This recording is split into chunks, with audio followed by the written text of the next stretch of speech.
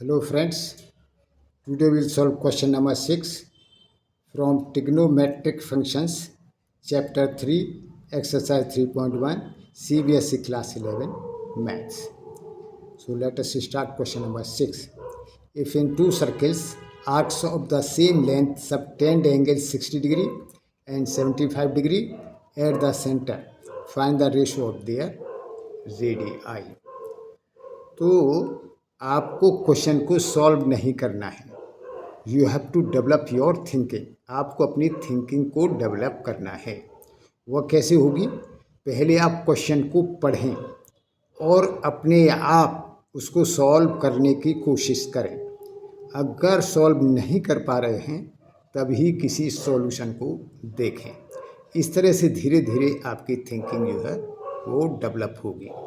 और thinking develop करने के लिए पहले क्वेश्चन को ध्यानपूर्वक पढ़ें, फिर उसमें क्या क्या दिया हुआ है वह नोट करें और क्या ज्ञात करना है वो नोट करें।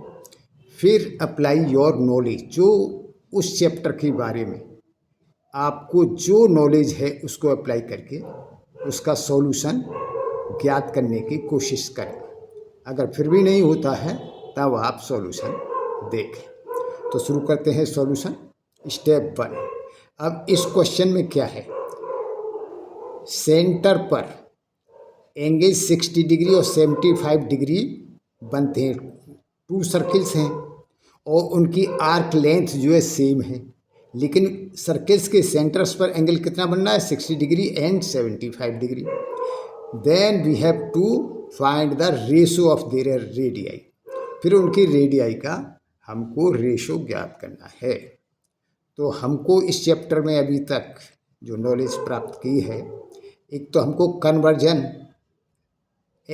डिग्री से रेडियन में, और दूसरा जो है आर्क और सेंट्रल एंगल का रिलेशन, यही दो अप्लाई करके ये क्वेश्चन सॉल्व हो जाएगा। So first solution, step 1, convert angles to radians.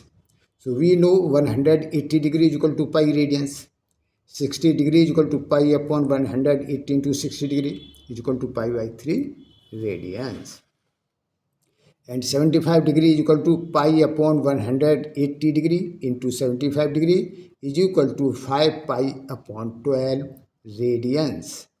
So step 2, use arc length formula, theta is equal to L upon R, where theta is equal to central angle in radians, L is equal to arc length and R is equal to radius. ये apply किया दोनों circles पर। तो for first circle theta 1 is equal to L1 upon R1, for second circle theta 2 is equal to L2 upon R2। Here theta 1 is equal to 60 degree is equal to pi by 3 radian, and theta 2 is equal to 75 degree is equal to 5 pi upon 12 radians. Therefore अब theta is equal to theta 1 is equal to L1 upon R1 apply किया, theta 1 की जगह ये value रखी in radian pi upon 3। So this implies cross multiply कर दिया, 3L1 is equal to pi R1।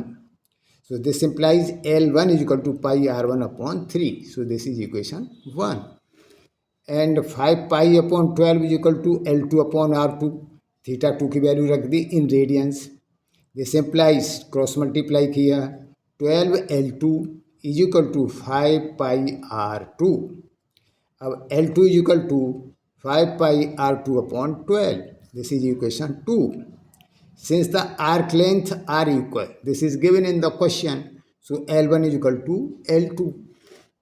अब L1 और L2 की वैल्यू रख दीजिए, तो L1 pi R1 upon 3 is equal to pi, और L2 की value pi 5 pi R2, L2 की value 5 pi R2 upon 12 from equation 1 and equation 2।